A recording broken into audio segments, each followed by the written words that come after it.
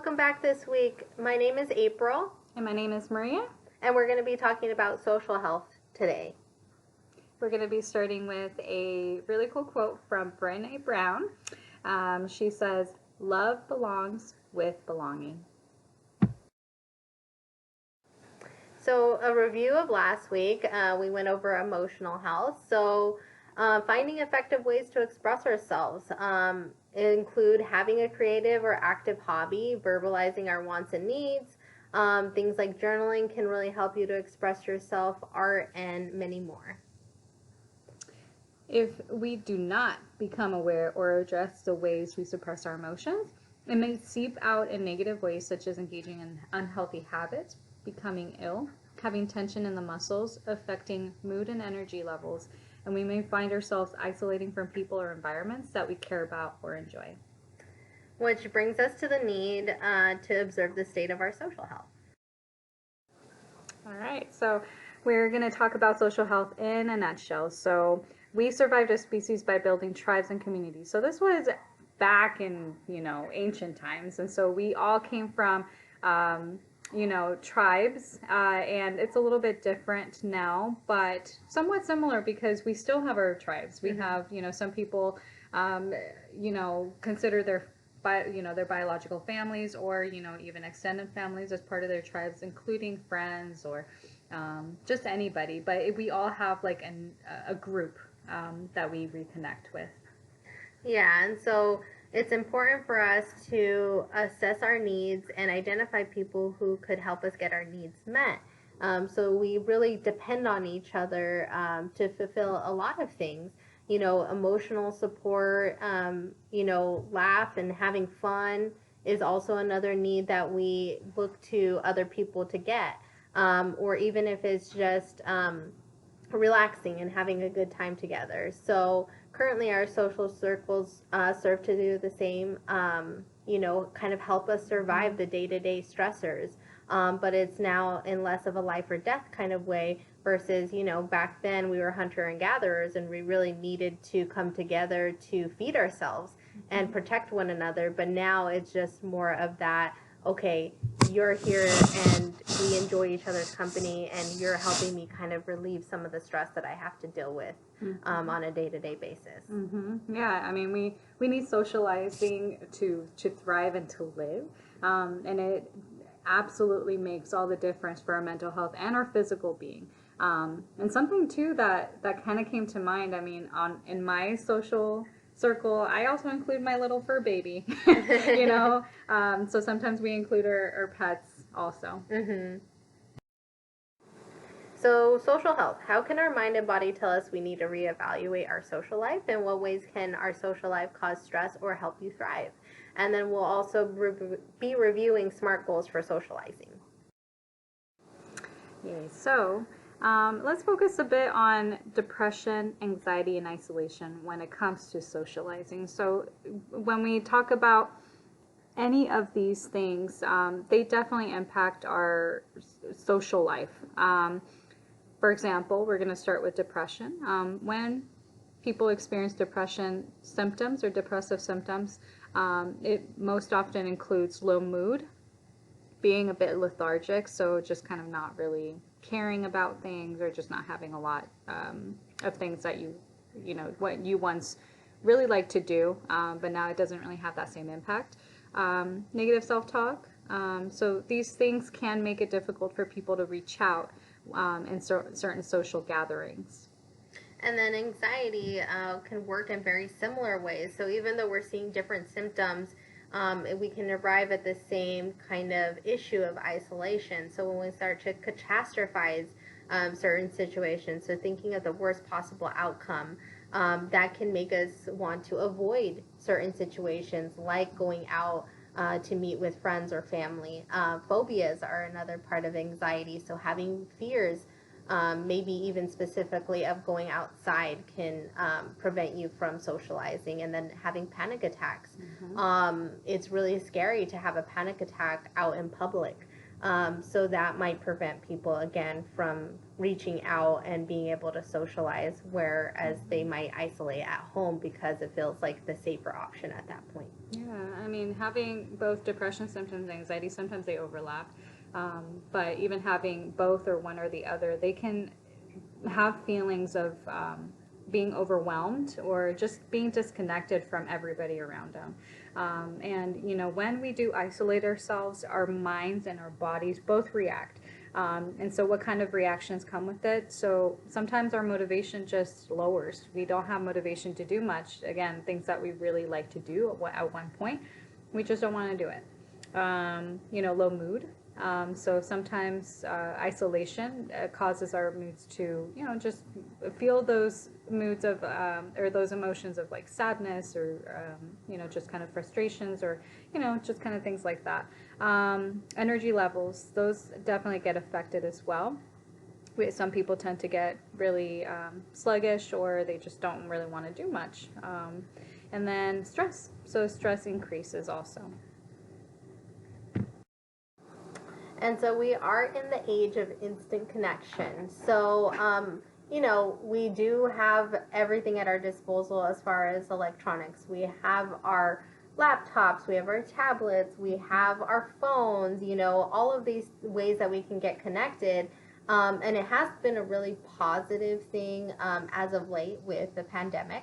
And us not being able to meet with people face to face. So it is really nice to be able to reach out and spend that quality times with friends and family with the electronics.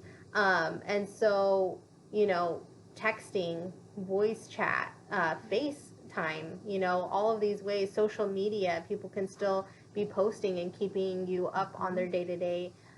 Email is another way, or just, you know, if you don't want to go the electronic route, we still have old-fashioned letter writing.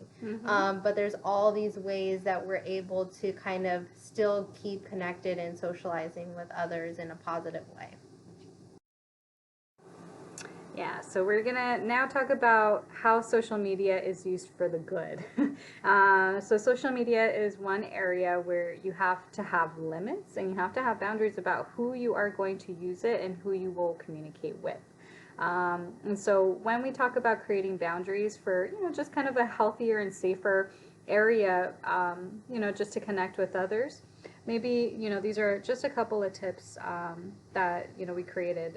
One of them is comparing or avoiding comparison. So many times, you know, people tend to post a lot of the highlights and the things that make us really, really happy. And so if we tend to compare ourselves through that, it's a little bit unrealistic because, you know, that's just one moment that we're capturing and we're sharing with the world.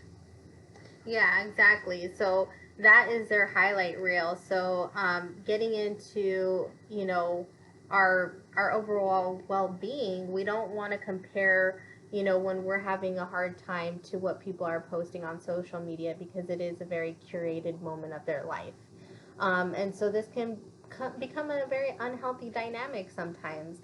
And then there's some people who do not use social media for good. And so maybe that might be a time to use one of your boundaries. Maybe you need to block somebody because they are being toxic and it isn't healthy for you. Or maybe unfriending people.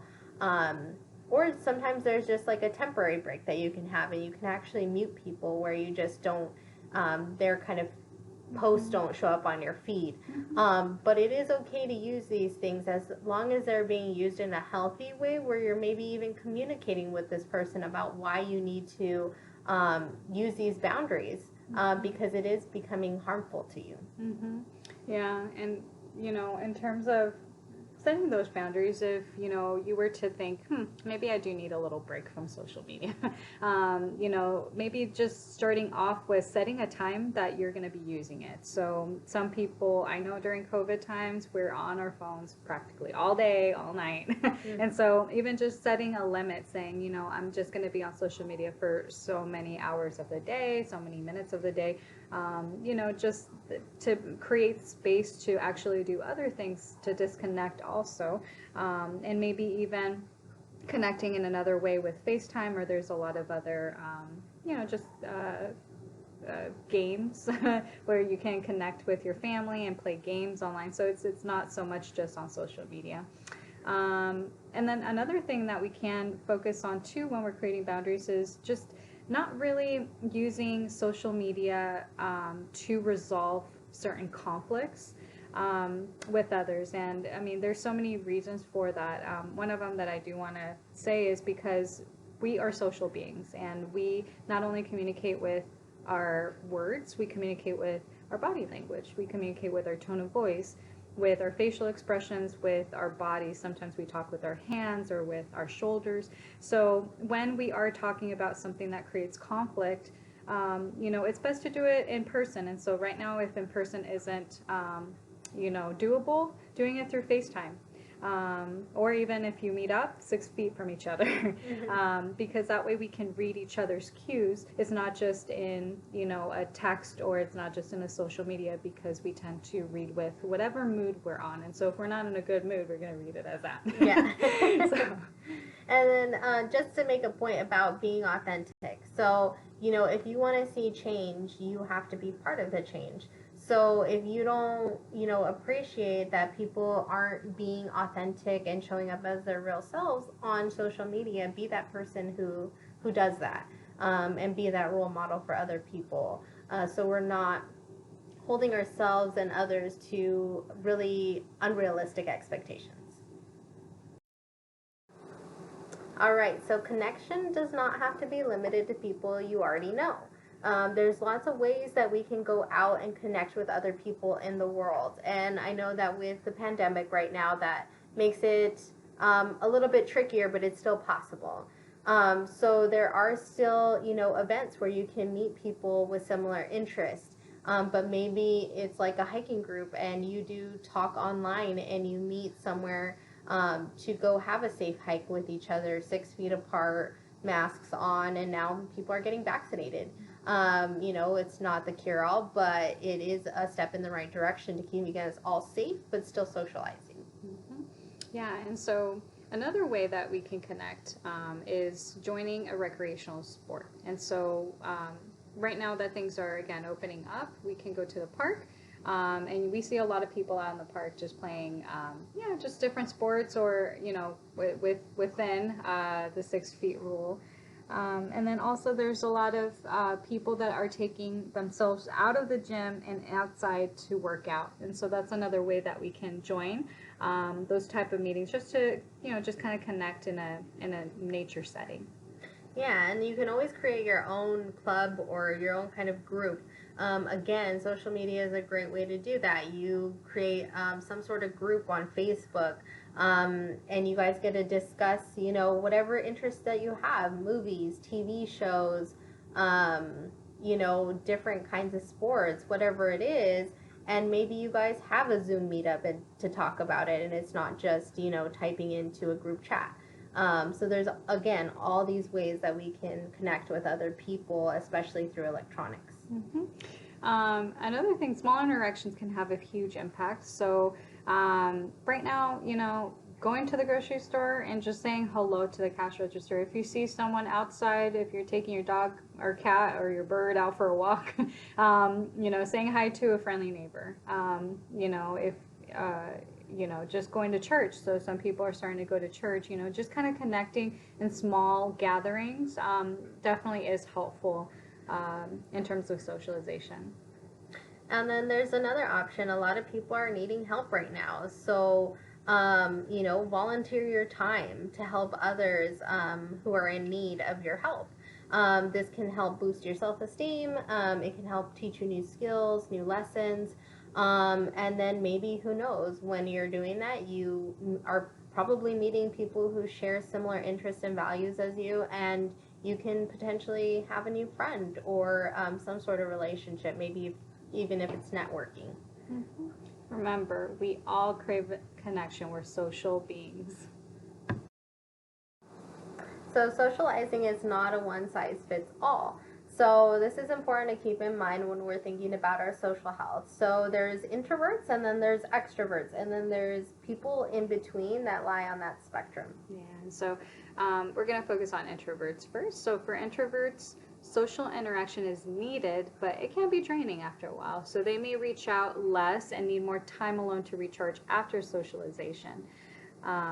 And then the second is extroverts. So they often want more social interaction and it can actually fuel their energy. So they may need less time alone to recharge after a hangout. So just noticing like the duration, frequency, and intensity of interacting with others and how it impacts your mood and energy levels. So this is going to take a lot of you being very self-aware about how you feel after socializing. Do you need some time to just be alone and do some more independent activities? Or are you somebody who's an extrovert and you're kind of like, maybe really bummed out that the night is over and you would really like to spend more time with other people? So kind of just checking in with yourself to see where you lie on that spectrum.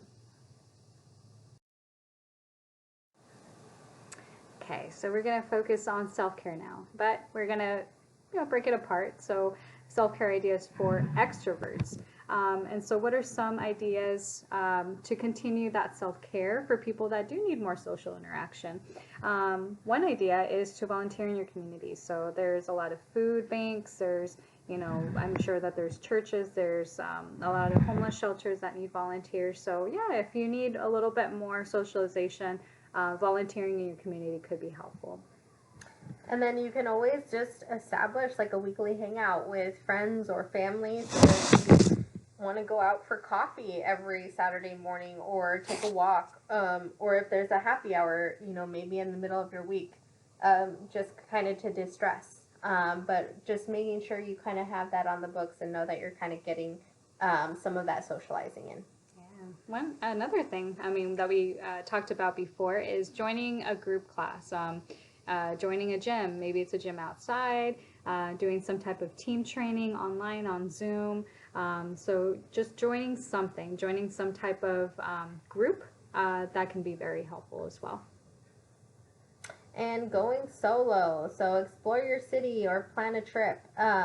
Again, so with extroverts, if you're kind of being a tourist in your own city, there's so many places that you can actually go to meet new people. If it's on the beach or if it's at a restaurant, or if you're going out to play a sport, there's so many places that you can run into people and kind of start up a conversation. Mm-hmm. You can always host a movie night or a game night. So yeah, using those apps. I think there's like Party House or House Party. House Party, yeah. Yeah, so one of those. If you can't, join your family or your friends, but also, picking a time where you can meet up and with distance, doing some type of game night. And then join a workshop. So these might not be, again, out in your community, but maybe they are virtual. So, going on Facebook, looking up different groups and seeing if they're hosting any sort of like workshop online. And then lastly, calling a friend. So even calling a friend and, seeing if they are available and if you just need to talk to someone and if they say yes, that's another way to continue that self-care for extroverts. And then self-care ideas for introverts. So again, so introverts are people who might just need a little bit more alone time to recharge.